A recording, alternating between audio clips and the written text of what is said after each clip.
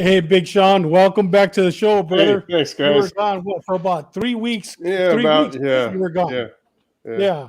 I know we can't tell you where you've been because everywhere you go, it's top secret. Benny, I guess It's last week or not the a week secret. before, was saying that you were at the Texas border doing a low crawl. Don't Uh, tell us if it's true or not, but somebody told me that they saw you at Comic Con, and I don't know what you were doing there, but I mean, it's top secret, right, yeah, Big Sean? yeah. Pinchy Benny, I was low crawling across the convention center, trying to Yeah, get. You can't pay for that type of entertainment. I'll tell you. It was I it was got, a I exactly. got, unique I got, experience. I got pictures of Sean wearing a tutu out there. At Comic Con, right? Yeah, Yeah, Yeah, undercover tutu. Yeah. with my yeah, my old SWAT face paint, right? Yeah. yeah. Hey guys, we have a wonderful show today. We have a couple of shout outs, but before we give the shout outs, Chalo can't be with us today. His son is getting ready to be enlisted. He's going to the Air Force, going to the academy in San Antonio, and today he had orientation. So Chalo joined him, and Chalo, prayers for you and your Yep. son. May you guys make it back to Calexico from San Diego. With that said, I know Sean, you have a couple of shout outs. Let's start off with you. Yeah, and going back to the assignments that I was on, the gigs that I was on in the past couple of weeks, a shout out to all the professional guys and gals that I worked with out there. They made the both gigs a lot of fun and very well run. The guys and gals of San Diego Police Department, I got a chance to hook up and see some of the people that we used to work with and some new people, and proud of you guys and thanks a lot. Also, on a sad note, though, on July 22nd of this year, of this month, Officer Rich Valenzuela finally lost his battle with cancer. He's a young officer, dedicated, and he valiantly fought this disease, and it finally took him. And he leaves behind a wife, Erica, and their nearly 2-year-old son, Rafael. Our thoughts and prayers are with the Valenzuela family, and you know, what else can we say about that? And last but not least, one more shout out to my daughter, Brooke and Jordan. We had the gender reveal while we were out there, and we're gonna have a little granddaughter. Oh, Yeah, congratulations, Sean. yeah, it Yeah, was kind of Awesome. cool. It was great. So, and that's awesome. all I got, guys. Congratulations, brother. How long had Officer Valenzuela been on? I don't think I ever met him when I was on the force. I don't know, to be honest with you. I want to say at least 6 or 8 years, somewhere around that range. No, I take it back because he's been battling it for 7, so he's got to be on longer than that. Okay, He yeah, was I don't probably think I a ever young officer met. when we left, Dave. Yeah. Well, prayers for him and his Yeah, wife and his yeah, family. May you rest in peace, man. yeah. JC, welcome once again to the show, brother. Salute. And Ceci, welcome once again. Thank you for following us and much mil gracias. Thank you. With that said, Benny, I know you have a shout out, and here we go, Benny. It's all yours. Yeah. My shout out is to a former San Diego Sheriff's deputy by the name of Jeremy Bedingfield. Uh, as a detective, I used Jeremy. He was one of my top guys, one of my to-go guys. We all have those kind of guys that you go to when you're looking for somebody. You need somebody found, contacted, or arrested. Jeremy was and still is. I mean, he was the most motivated guy out there at the time, and he still is. I mean, he's a very proactive guy. I'm really excited for Jeremy and what the future has for him. Jeremy is an active peace officer in the state of California. Jeremy is currently assigned as a detective, and his assignment is to conduct investigations into criminal and drug trafficking groups. They target high level smugglers and they share information with other law enforcement partners around the nation to remove these dangerous drugs, weapons, and other contraband from our streets. Jeremy specializes in highway interdiction and, as such, handles a drug detection canine. Jeremy has seized cash, controlled substances, and much more. Jeremy has discovered hundreds of hidden compartments and has become an expert identifying those compartments that other routinely missed. We missed a lot of these compartments because we just don't know where they are. Jeremy teaches, and it's called the anatomy of a criminal vehicle. Jeremy gives law enforcement officers the knowledge it takes to conduct a thorough vehicle search, which will lead to seizures and when you don't think they were possible. It doesn't matter if you're a small town street cop, a large city cop, uh, a gang cop, a narcotics investigator, interdiction officer, federal agent. Doesn't matter. Any kind of law enforcement officer. Everyone needs to know how to search a vehicle and be confident during their search.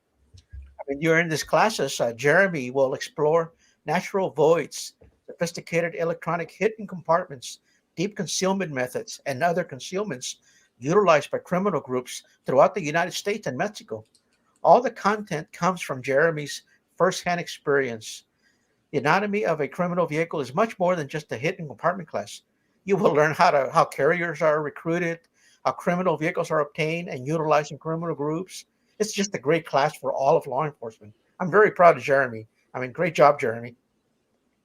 Outstanding. And we'll put his website, Benny. It's right here. It's let's see, where is it at? Streetcoptraining.com. Streetcoptraining.com. I'll document. I'll put a little emblem at the bottom at the end of the show. They have outstanding instructors in this field. Okay, Sean, you had something? Yeah, Bobby just said 2007. I just checked. Yeah, he came. Valenzuela came on in 2007. Oh wow, okay, he's been on for a while. Hey Bob, what's going on, brother? How you doing? Yeah, hopefully everything's going well with your therapies right now, brother. Yeah. Okay, 2000. Oh, he's been on for a while. I never got a chance to meet him. Guys, with that said, I got a couple of shout outs, and let's go ahead and get started with my shout outs. My first shout out is prayers for he's a Miami-Dade director, and he's the Secretary of Public Safety. He's in charge not only as a chief of police for the Miami-Dade Police Department, but he's also in charge of the fire department. On Sunday night, him and his wife, I guess they attended a conference here in Tampa, close to my residence. And during the conference, him and his wife had a 415, had an argument. They walk outside at the Marriott. He takes a gun out, according to several witnesses, puts the gun to his mouth, and they continue arguing, puts his gun away. Tampa PD responds. The reporting witnesses basically had gone. They just called 911. They couldn't get a hold of him. So they basically tell him, hey, listen, do you want to kill yourself? He tells them, no, I do not want to kill myself. I'm okay. I never had a gun to my mouth, etc. They reviewed the video. They couldn't find the incident because immediately they would have confiscated his weapon and probably would have taken him to custody for 5150. But they didn't have enough.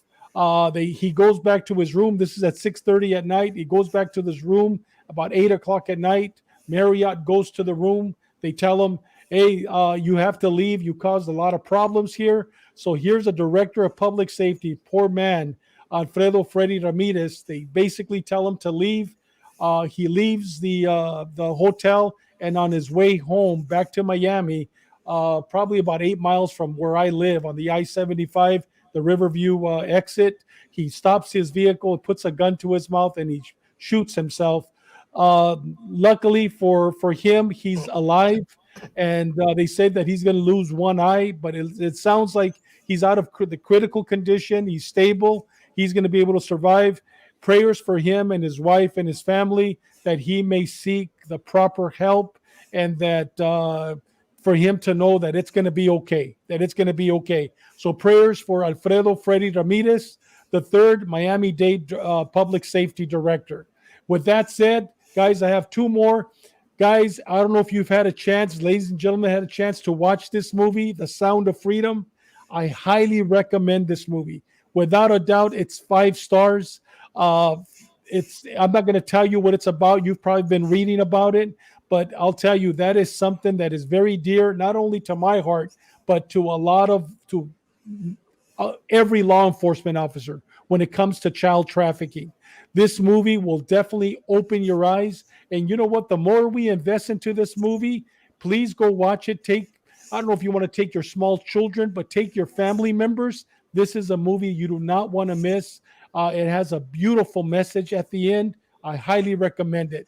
Excellent movie. Sean, you also heard about the movie, correct? Yeah. I'm getting a lot of feedback from some of the guys that I work with around the United States, and everyone that has seen it has given it 5 stars. Yeah. Yeah, I'll tell you right now, everybody in Hollywood is pushing for Barbie, is pushing for all these other movies. This one, for whatever reason, my wife and I went on Saturday at the 3:30 viewing. It was packed. We had to literally sit in the very front row if we wanted to watch the movie. So America's showing up for this. Hollywood doesn't want you to watch it. A lot of the politicians that are involved in child trafficking don't want you to watch it. But I'm telling you, this is an excellent movie, and everyone can make, every one of us can make a difference. With that said, my last one is, guys, our book is coming out. When the music stops, the pain begins. And what happened, and I sad to say, the director of public safety, God, that's why we wrote this book. That's why Benny, myself, and Pete Bollinger wrote this book, to prevent things that just happened with that officer attempting to commit suicide. Hopefully, this book is going to save some lives. Hopefully, this book is going to stop them and make them think before they press that trigger. So it's coming out soon. It was supposed to be coming out by this conference. That's the other shout out I want to give. The International Latino Gang Investigators Association. You have to be in law enforcement, either active or retired, to attend this conference. It's going to be on August 7th through the 10th at the Tropicana Inn in Las Vegas. I'm telling you, this is going to be an outstanding conference. They already have confirmation. They're going to have the director of public safety, I believe, from Honduras. There's going to be several representatives from Mexico, from Colombia, from El Salvador, and I believe also there might be some representatives from Ukraine, from all those other Eastern Bloc cities. So if you have a chance, please go to this conference. If you're law enforcement or retired law enforcement, you're not going to waste your money. The topics are going to be outstanding. They're already getting ready to sell at the hotel. Hotel's only $80 and $89. With that said, Benny, it's all yours, brother. It's all yours. You know, David, Sean, suicide is an act of violence, and I just recently was listening to one of the shows from Hector Bravo, that prison guard, and he said something. He said, "Why do you think there is such a high suicide rate in law enforcement?" And his answer was spot on.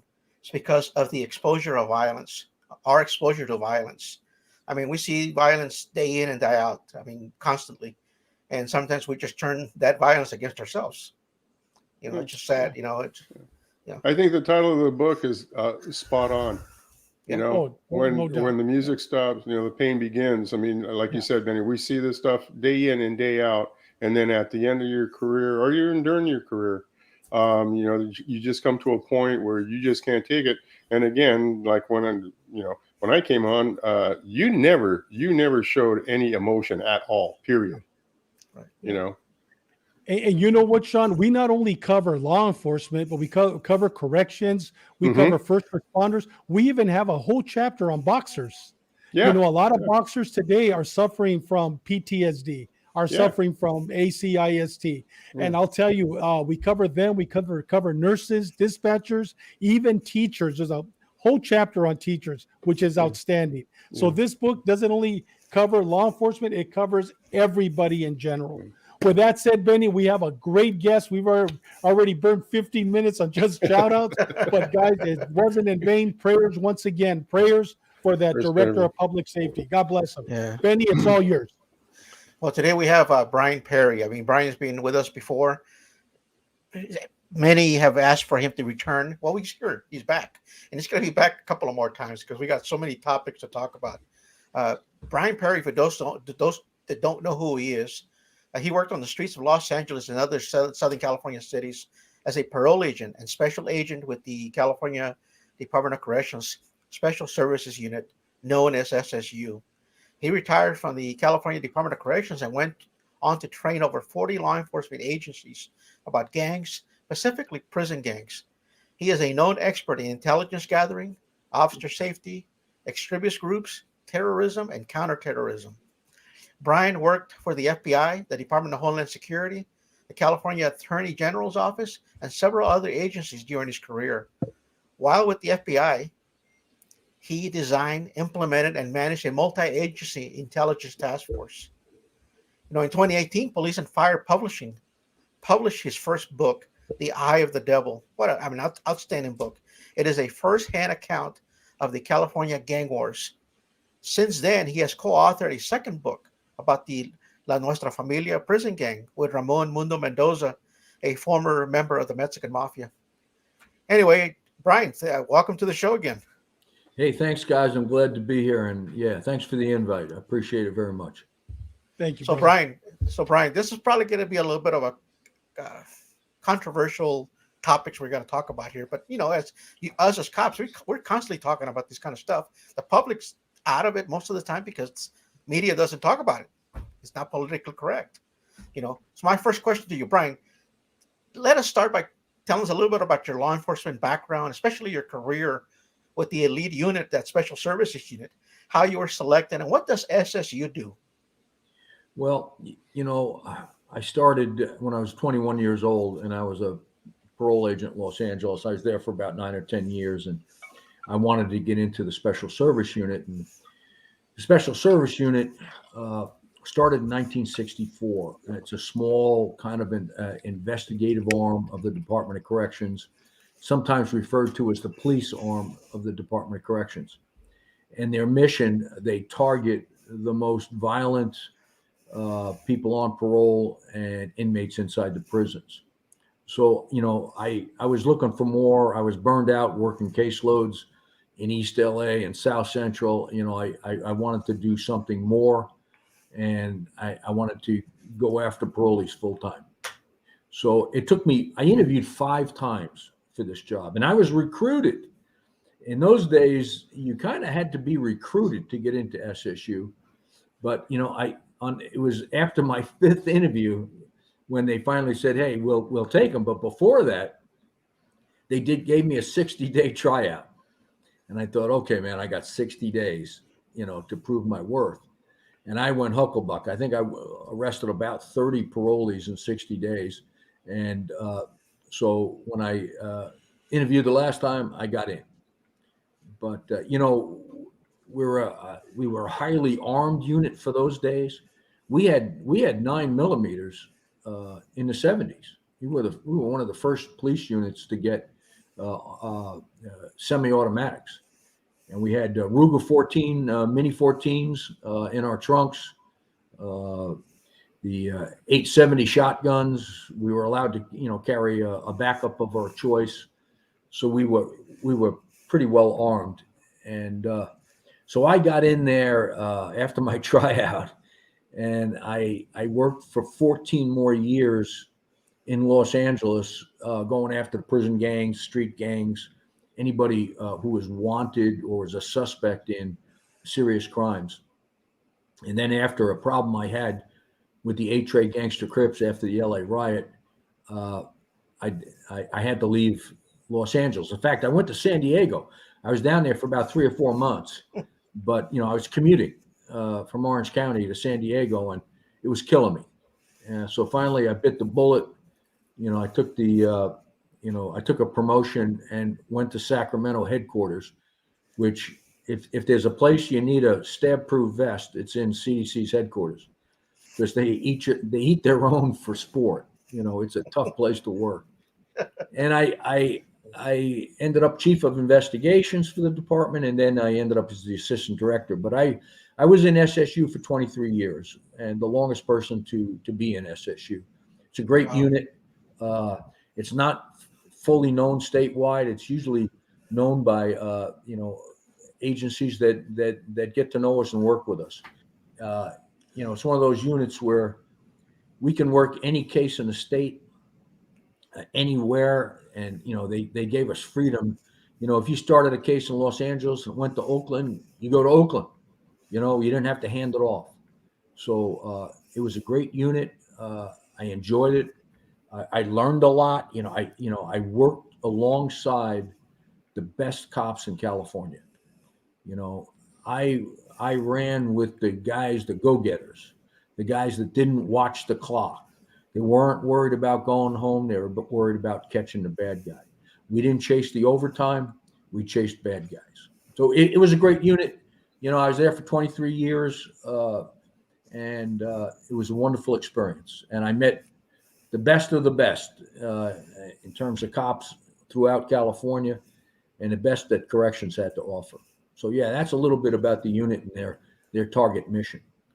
Fun times, man. You know, Brian, today's show will focus on and discuss extremist groups, especially those that impact our prison systems. The question is, are prisons breeding grounds for these groups? And we're going to get started by talking about the group known as Venceremos. Who are they? What are they involved in? All right. Were they involved with the Symbionese Liberation Army, better known as the SLA? They were an interesting group, but let me put out three things about terrorism in corrections. Is prisons are exactly that. You were hit it right on the mark, Benny. They're breeding grounds. They're breeding grounds for organizations that want to use inmates to overthrow the government or disrupt prison operations. Okay, and they've been around since the 60s. And Venceremos was one of the first. And I'll talk a little bit about Venceremos. I'll talk about my personal experience with the Weather Underground. We'll talk about JIS, a homegrown domestic terrorism unit, and we'll talk about a few others. But one thing that these radical organizations do is they push the concept of you're a political prisoner. You know, you're not a convict. You're not a bad guy. You're not a criminal. You're a political prisoner. And some of these organizations grabbed hold of that. So, you know, in the beginning, I can tell you, we had the Weather Underground, Venceremos, the Symbionese Liberation Army. We'll talk about that. Sing Q, Donald DeFreeze, the escaped inmate. We'll talk a little bit about the Black Liberation Army. And back then, there's groups that, you know, if you guys didn't start in the 70s, Tribal Thumb.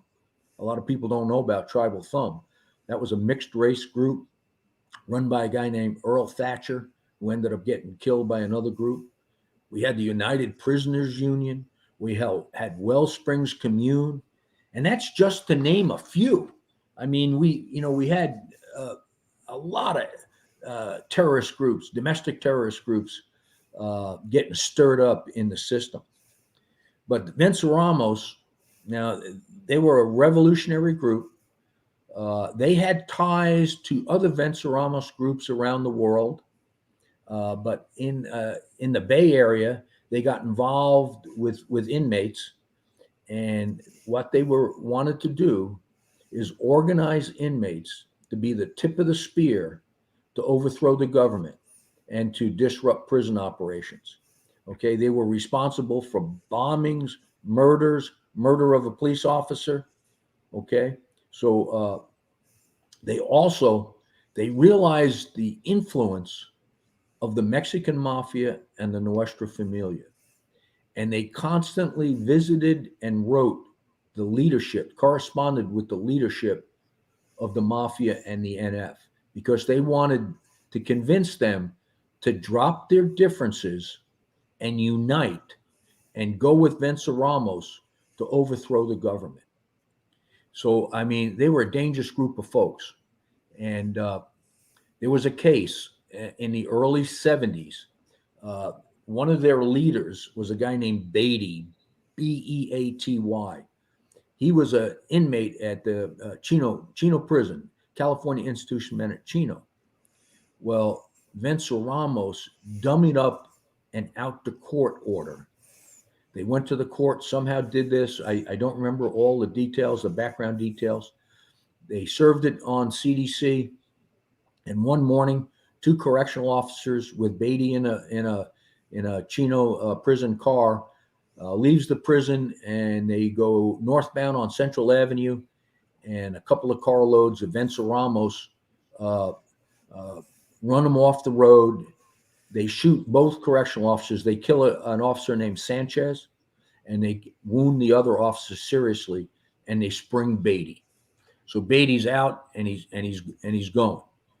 And there was rumor and talk, and I don't know the details, but they believe Joe Morgan may have played a role in at least conveying information about when and where that car was going to leave Chino.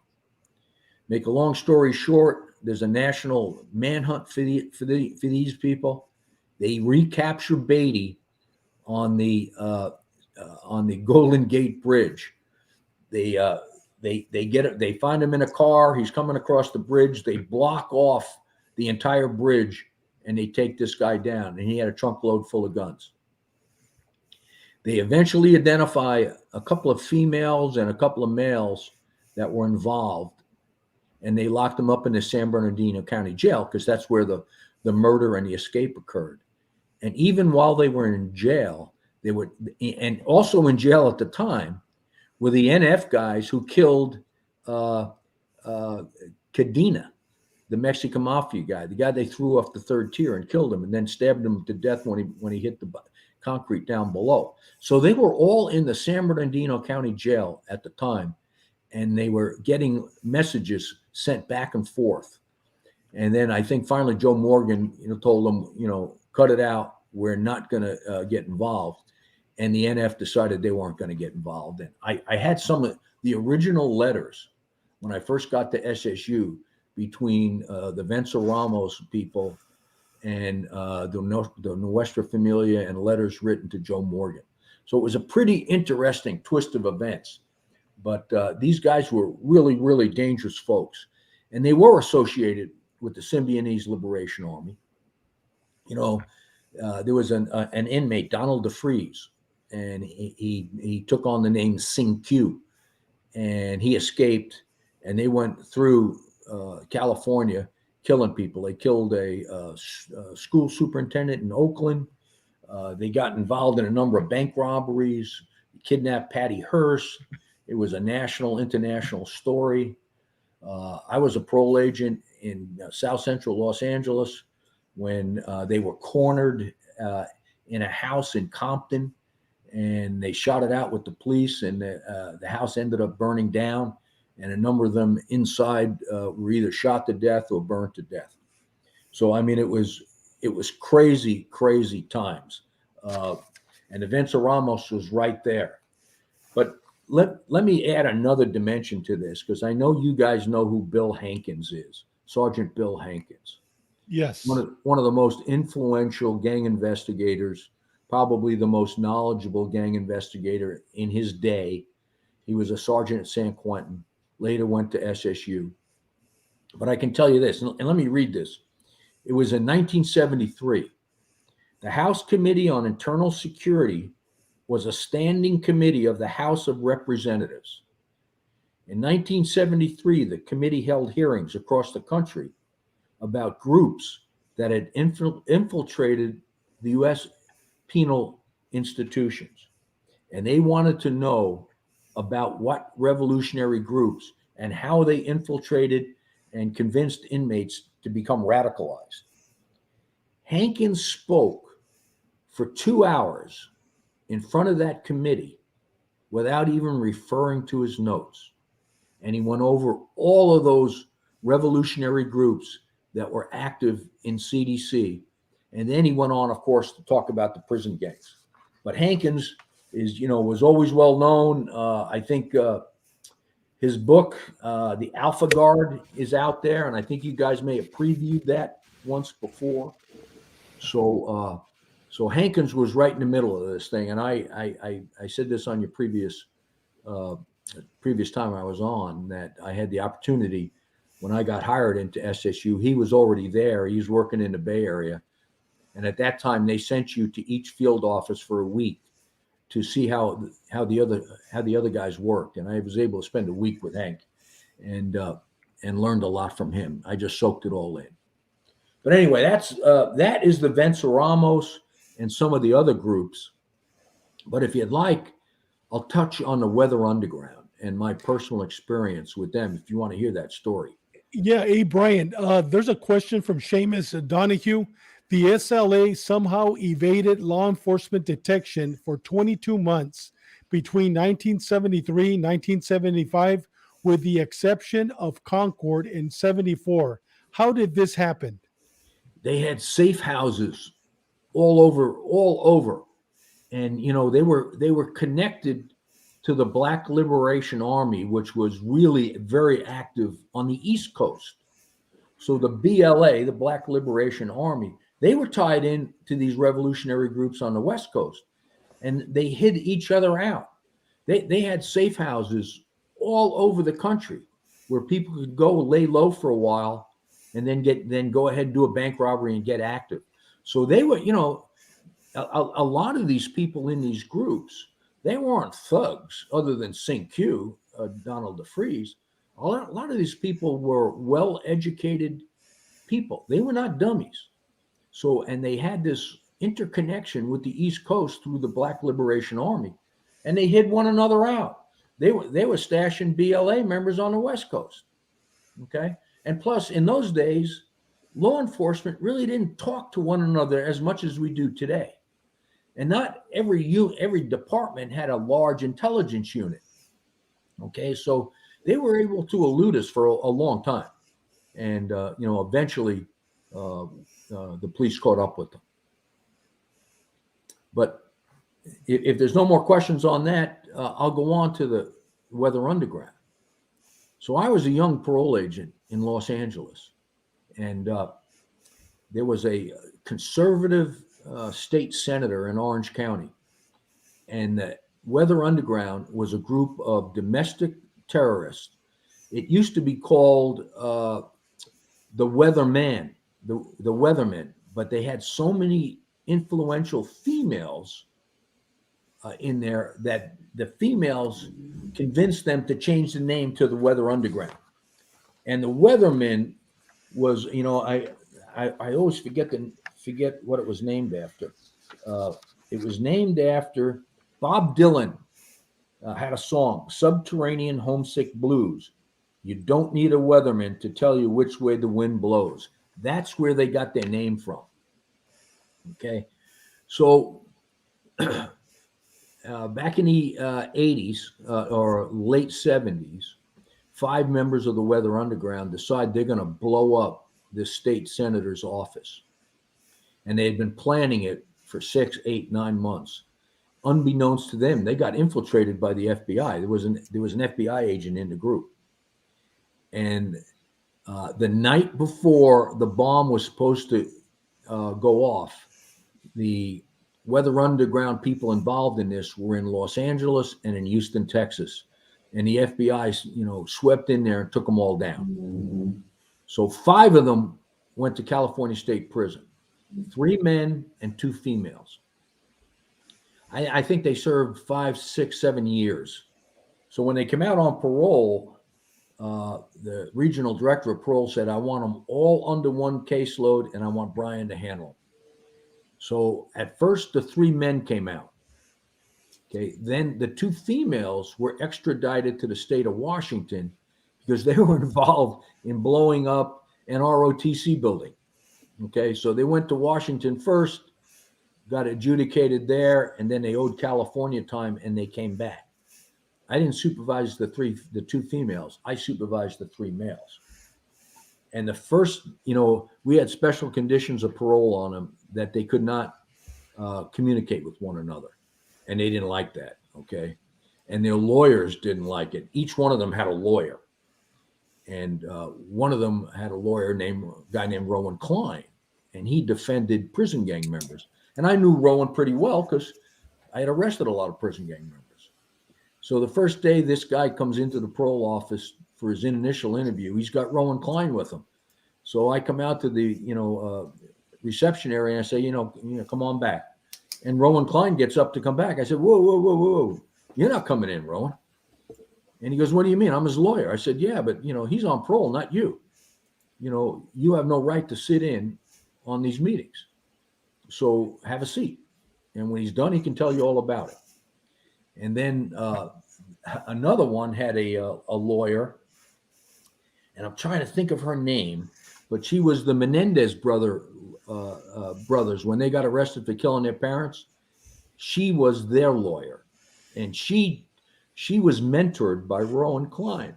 So a day later, her parolee comes into the office, same thing. I said, come on back.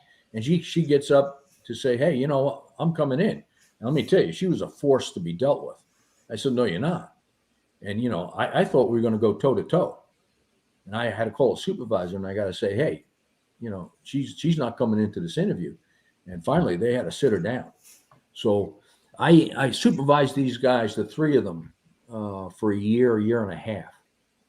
But that's when I cut my teeth on intelligence, because I'm seeing these guys weekly, where they lived, where they worked, and gathering information, checking their cars, searching their apartments, and everything I got went to LAPD, LA Sheriff's Department, and the FBI. But the Weather Underground were responsible for a bunch of murders of police officers around the country, bombings, and what have you. And yeah, they were an incredible group. They had an above ground support group called the Parry Fire Committee, and they supported them with a bunch of finances. So that was the Weather Underground. So I had some contact with Vince Ramos. I had some contact with the Weather Underground, and then I wanted to tell you a little bit about after 9/11, if you want to hear about that, and what happened with the radicalization of inmates inside the California State Prison and inside prisons across the country. If you'd like to hear a little bit about. Oh, most definitely. Please share that with us. Okay. After 9/11, I think it was Iraq, the military uncovered an Al-Qaeda recruitment and training terrorist manual. And in that manual, it said, concentrate on United States inmates because they're discontented and they'd be easy to recruit. Now, who would have thought that would have been true? I would have never thought.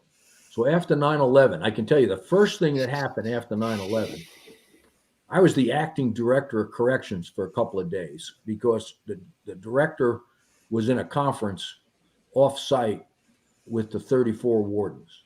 So I was the acting director. And the first thing that happens in all of our prisons, we had about 1,100 inmates from the 11 Middle Eastern countries.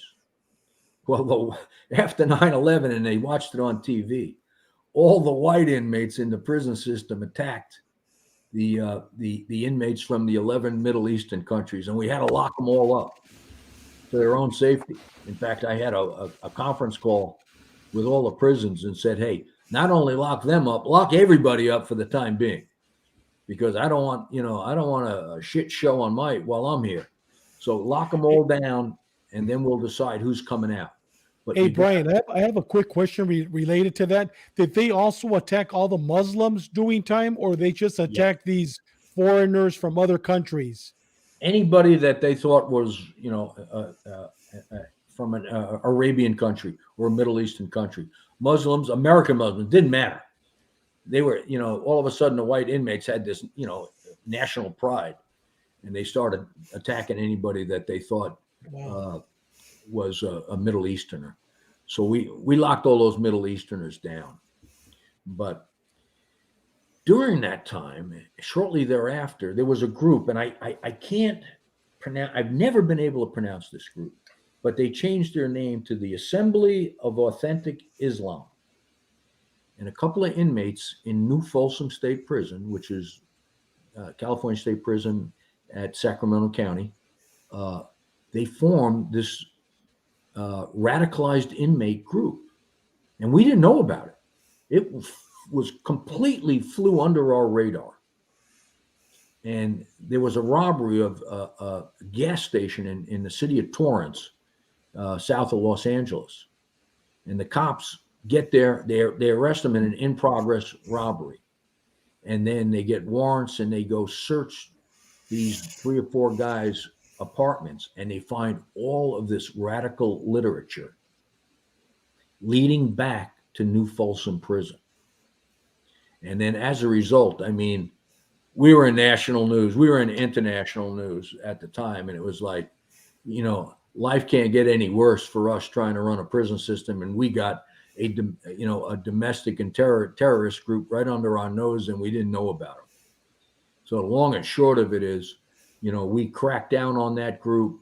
We shared everything we had, and then we discovered how many actual radicalized inmates we had. We started doing cell searches. We started listening to phone calls. We started looking for literature coming in from certain sites that were known to be support of radicalism in the United States. So when I left and when I got to the FBI in 2008, we said we're going to stand up an intelligence unit with the Bureau of Prisons, Department of Corrections in California, and the Federal Bureau of Prisons. And then we brought in other agencies, Clark County Sheriffs, Clark County jail personnel, Arizona Department of Corrections, and some other folks. And all of a sudden, our database of radicalized inmates was growing every day. We had our institutional gang investigators hitting cells day and night, uncovering material, and we had it all sent to us. And our intel unit was going through it. But at one time, we had over 300 radicalized inmates in our database. And they had like Hezbollah tattoos blasted all over them. They had all kinds of radical literature. We were able to stop a few plots, but it was totally new to me. I would have never thought that would have in fact occurred. But it was right under our nose. Organized in prison, and everybody involved in that at the time was sent on to federal prison. 2 of those leaders are out today. Hey, Brian, a lot of these guys that were hit by the white supremacist groups or by the whites in general in the prison population, did they eventually PC, or did you guys just lock them up, put them in ADSEC for their protection? Well, we kept them locked up for a while, but we couldn't keep, we were getting a lot into mass incarceration issues where people didn't like the way we ran the prison system. They didn't like us locking people up, even if it was for their own protection. We eventually were able to get control of that and start releasing people, but it was closely monitored, very closely monitored. And, California, we had over 200 riots in one of those years. So they were fighting every day anyway. It's just who was fighting who. But we had, an obligation to try to protect the Middle Easterners, and we did. And we eventually got them back out on the yards, and they, like everybody else, they formed their own little clique, a protective defensive group, and they survived. And we looked at these guys when they come out on parole to see what they were up to. And we had some criteria we were asked to look for. I can't discuss the criteria here, but we were very actively involved from 9/11 on. Hey, Brian, Sean has 3 questions for you. Sean, go ahead and start with question number 4. Thanks for coming back there, Brian. Appreciate it. Hey, can you tell us about the Proud Boys, the Oath Keepers, and the 3 Percenters? Who are they, and what are they involved in? And when in prison, who do they align themselves with? And or would they create their own groups while inside the prison system? Well, I don't think we have any of them in a state prison yet, but we're certainly going to get the leadership from all 3 groups into the federal prison system. As you know, if you've been following in the last year or so, the federal DOJ filed cases on them as a result of the insurrection on January 6th and Charlottesville in Virginia and some other violent crimes. Now, here's my speculation, based on my experience. They're a movement now. They're a white supremacist, white nationalist movement. Okay. They have not, to my knowledge, been classified as a domestic terrorist group. Maybe not yet. But we know as their numbers grow in prison, now if The federal prison system they're large. They have well over 100 institutions, so they can spread them out. But as we talked about in the beginning of the episode, prisons are breeding grounds. So what happens to gang members or movement members when they go to prison? They recruit. So I'd expect if more and more numbers of those particular groups who are known for, in getting involved in white supremacist type activity, I expect that they will recruit and probably get stronger. I think their numbers will grow. And, we're going to have a very controversial election coming up in 2024. And there's going to be a lot of movement people. And there are other groups out there that are surfacing every day that are involved in the white supremacist movement. A lot of it is white nationalistic rhetoric. But as their numbers go to prison, Sean, you can bet every prison, every group that went into prison eventually starts to recruit and grow and get, and grow in numbers. So, the leadership, the guys who got convicted, in jury trials and court trials, okay, they got convicted, they're going to go to prison. But will their activity stop? I don't think so. No. I don't think so.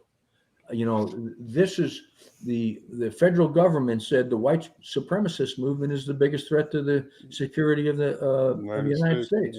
Yeah. So they're going to put assets on it to kind of see where it's going to go, and so it might be declared a movement today. But let's keep an eye on it. It's going to be very interesting because some of the leadership. I listened to some of the trials and read a lot about it when I could.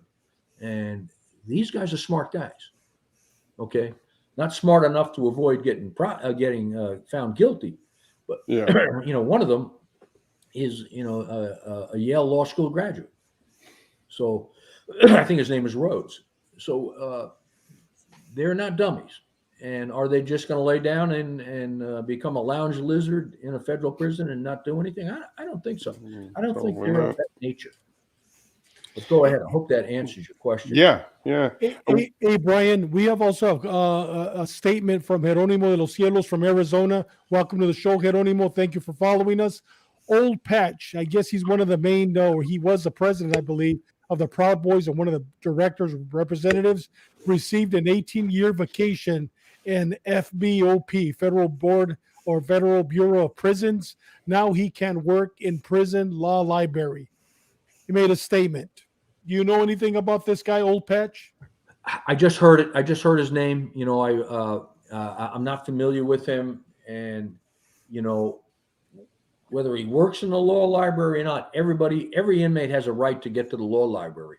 Either that or they bring the law books to them in their cells. That's what we did in California for a while because we got tired of inmates using the law library to pass messages. So we, and almost everything is computerized now. We're digitized. So, we wanted to reduce the number of people getting into law libraries. So it was a great place to pass messages to the next guy who comes into the law library. So, I'm not that familiar with him at all.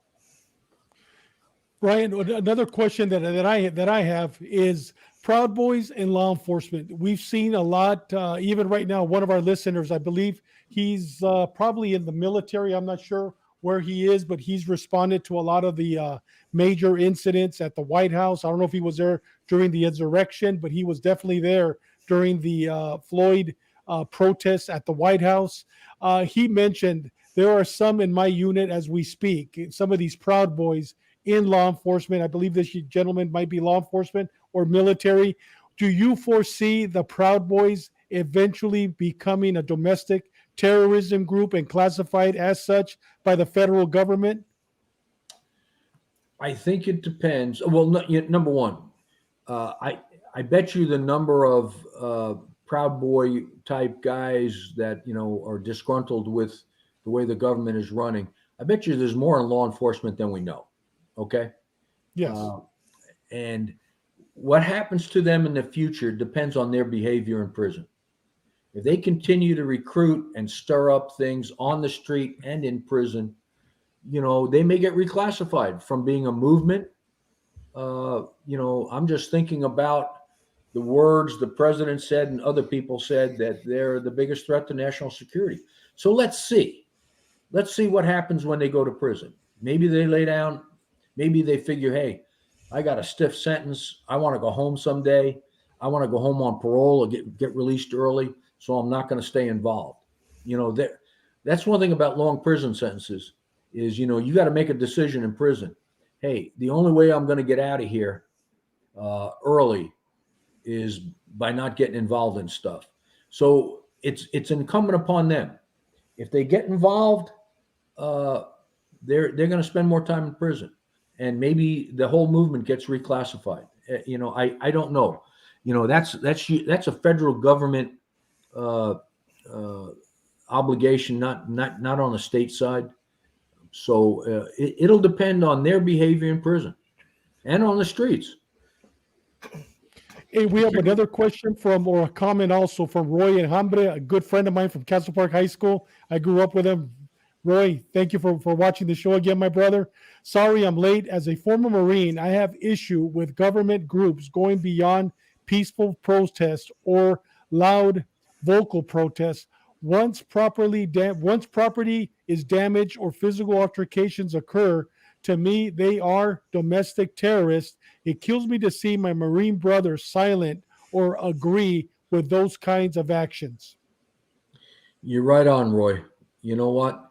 We've always said peaceful protest was fine and vocal protests. But when you cross the line and start hurting people and damaging property, you've crossed the line.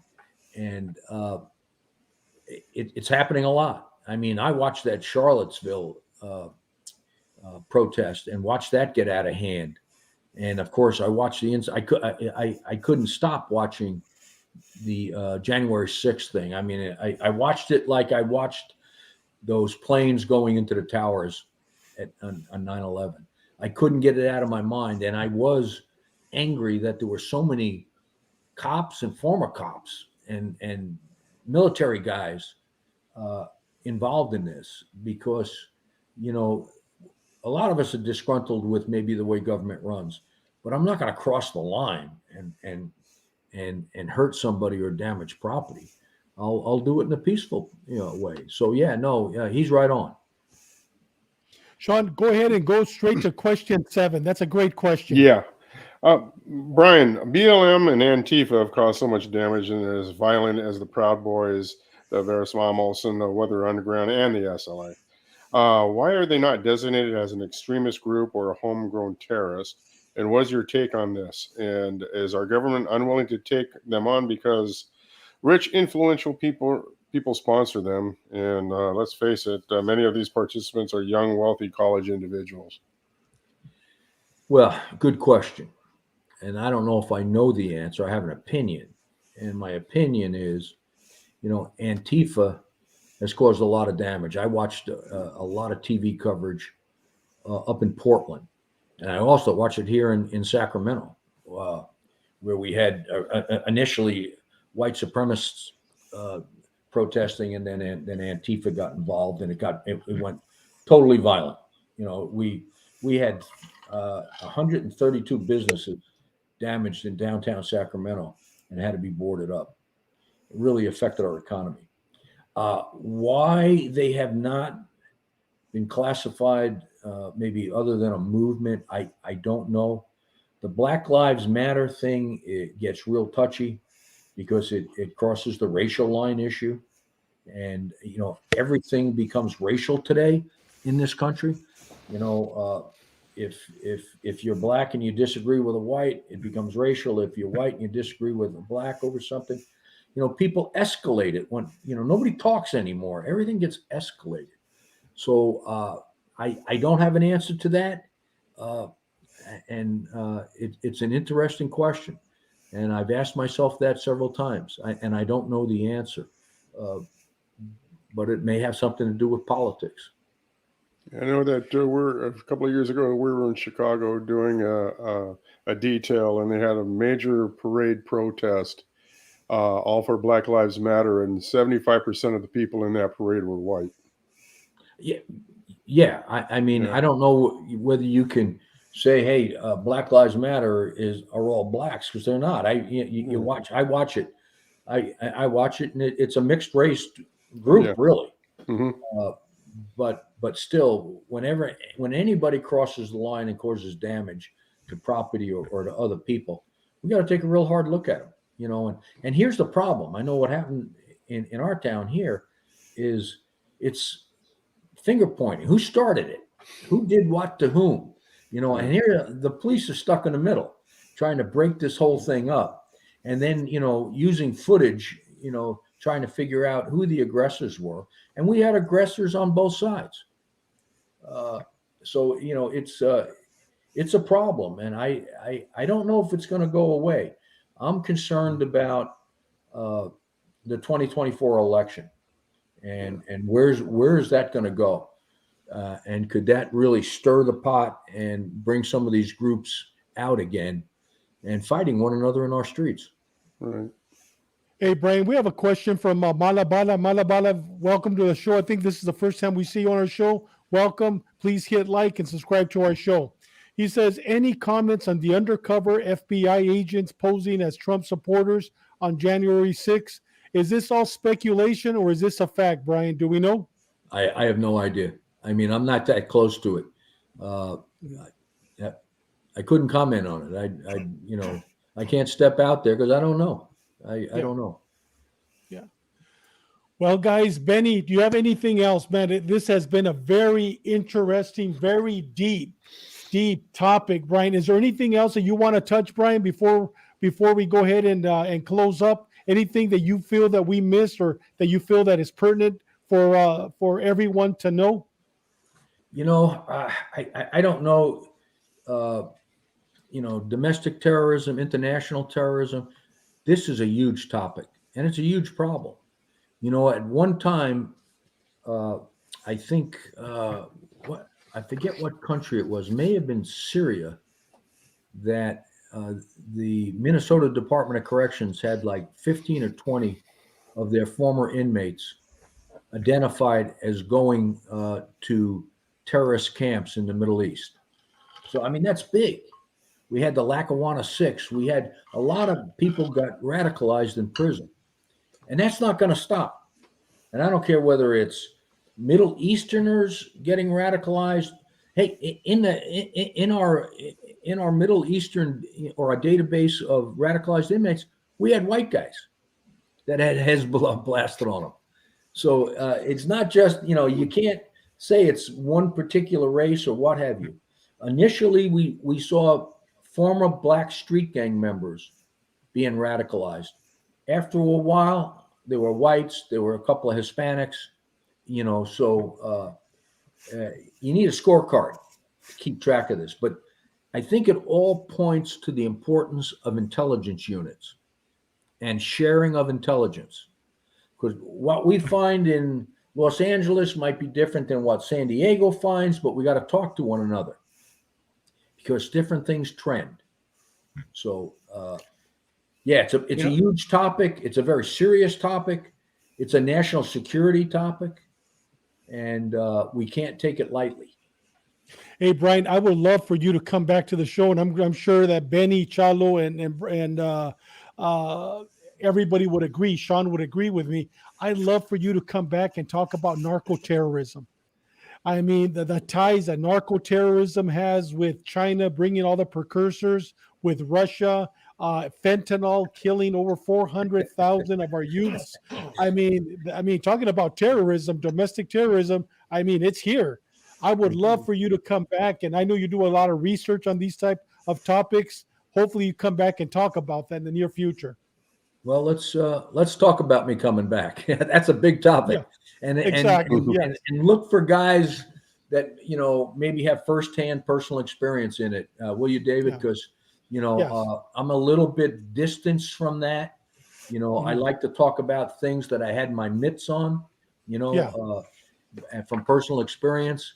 But yeah, let's talk about it. And I'll start looking for some guys that might fit the need from based on personal experience if they'll come and talk to you guys about it. Thank you, brother. And JC says he agrees. Definitely share intel. And he says, yes, we need Brian back. So you need to, hey, they're asking, not us. They're asking. You need to come back, brother. You need to come back. Brian. Hey, Brian, thank you very much. Benny, any Thanks, last Brian. questions for Brian? You got it, Sean. Hey, Brian, by the way, I like your shirt. I like you're sporting that. Yeah, it scares my grandchildren, but I'm wearing it today. Who designed that shirt, Benny? Thank you. Sean, Anyway, All right, guys, thanks a lot. I appreciate it. Hey, Brian, let me tell you something. When they were building the so-called Trump wall in San Diego, the whole department was on tactical alert. So we were all out there, detectives, everybody was in uniform and ready to go to war, I guess, So one day we were at the station area and we got a call of a 415 large fight. And, it's not like when you hear calls in the police car saying there's a bar fight, 20 people fighting, and you show up, it's only 2 people fighting, 18 people watching. This one was a radio call of 50 to 100 people fighting in a dirt lot in the middle of nowhere, east of the Otay border. I'm talking about there's nothing but dirt. So we rolled up and we see cars everywhere. We got flags going back and forth. We got American flags flying. We got spears flying in the air. There's a dirt tornado going on. And there's probably 100 people fighting. And I mean, we just stood by. I mean, what are we going to do? I mean, you can't even see because there's so much dirt flying. The worst of both groups were there, and they were just being stupid. And that's the way it is most of the time. The worst of the groups show up and they do damage. Absolutely, and it just ties up an awful lot of police personnel. Yeah. It'll kill a department's budget. Yeah. We showed up with I think originally we responded with 30 deputies, and next our area unit started requesting more because the fight was even larger than what we saw because there was just dirt flying everywhere. There's nothing there, dude. Just an empty dirt lot by the border, and both groups showed up, and both groups were going at it. I mean, good fights. Are you sure it wasn't Burning Man or something, or something got out of hand? I think it was a soccer game, Benny. Yeah. All right, guys. Hey, Louise, I said your name right this time. That's why last week I called her Louis. Louise, thank you for watching. She also thanks you, Brian. Brian, thank you very much, brother. God bless you. And once again, man, thank you for being on our show once again. Yeah. Hey, no, you guys are the best. I appreciate anything I do for you. Just, let me know. If I'm not the right guy, I'll find the right guy. Perfect. Thank you, Brian. Have a good night. Thanks, Brian. Hey, Brian, before you leave, can you tell us a little bit about your podcast show so people can listen and watch? My YouTube channel, Untold Crime Stories. There's a couple of old untold crime stories out there. You gotta look around on the internet to get it. I try to tell stories that I've been personally involved in. A lot of old stories, and I try to hit on what's trending as well. I got a great guy who does graphics for me. I do the content.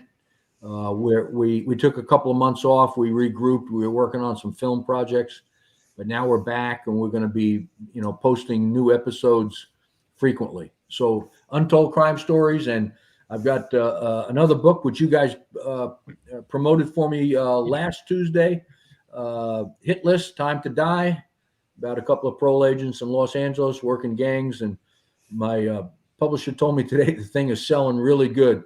And a lot of that is a thank you to you guys for promoting that book for me. I appreciate it. I make $2 a book, so I'm not going to get rich, but that money will go to a good cause. Perfect. Thank you, Brian. God bless you. And Thanks, thank you Brian. once again, brother. All right, guys. Justin, thank you for your words. Guys, what an outstanding show, huh? Good Man, show. Deep. Good show. Deep. Benny, tell us about who we have next week. Next week is going to be an outstanding show. Roy, I remember all those fights, Roy, at Castle Parker. Definitely. See, I told you. Welcome to the show. With that said, Benny, tell us who our guest or not who our guest is. Yeah, we are going to have a guest here, and also tell us what we're going to be talking about next week. Here we go. Well, it's going to be another controversial topic, and it's something I really didn't want to touch on, and David and I talked, but it's something that needs to be told. Next week we're going to have our own Sean Murphy. We're going to review and discuss the killing of San Diego police officer Thomas Riggs, who was shot and killed in the line of duty on March 31st, 1985. Very controversial shooting. A lot of bad stuff came out of this thing. So, join us, and it's going to be something else. Sean, anything you want to add on this? This is, like I said, like Benny said, it's a very controversial shooting with San Diego. The end result was very controversial. We lost a great police officer. Another police officer was shot, and also a ride-along. This is going to be outstanding. We're going to have videos. It's going to be an excellent show. Anything you want to add, Sean? No, just like what Benny just said, I was kind of a little apprehensive of where we're going to go with this, and as we're doing, we were working back then when it happened, and I remember it vividly, and the aftermath and the things that came out in the trial and whatnot, and it really, look at Bobby, Bobby hooked him up once. Maybe we can get him on the show. Yeah, Bobby, come on the show and We'll talk about that too. It's going to be an interesting show. Hopefully, into the nuts and bolts of people's personalities and whatnot, but what happened and how it happened and what happened afterwards. Yeah. Perfect. With that said, Benny, last words of encouragement? It's just a story that needs to be told, I guess, so we'll talk about it. But signing off, just to tell everybody, all those guys that work that thin blue line and put their lives at risk every day. Again, same as always, prepare for the fight of your life. Be prepared, be ready to fight. Fight dirty, get tough and get mean. Train, know the job, and be proud of your job, And don't hesitate. Remember, hesitation kills. You start thinking it twice, you're going to get hurt. Stay in the fight and survive. And remember, experience comes from our mistakes. Big Sean? As always, live tactically and just be safe. And everyone that watched the show today, thank you very much. Please share this video with friends and loved ones. Next week, like we said, it's going to be a very interesting topic. With that said, always remember, live a purpose-driven life. You're never too old or you're never too young to volunteer and to make a difference in somebody's life. We are sheepdogs. Our title doesn't end when we retire. As a matter of fact, it doesn't end till we take our last breath. We continue saving lives. And the last advice that I want to give to everybody is live every day like it's your last day on earth. Because you know what? It'll be your last breath on earth, but it'll be your first breath in heaven. Thank you. God bless you. And we will see you next week. And we're going to have a great show. Thank you. We'll see you next week.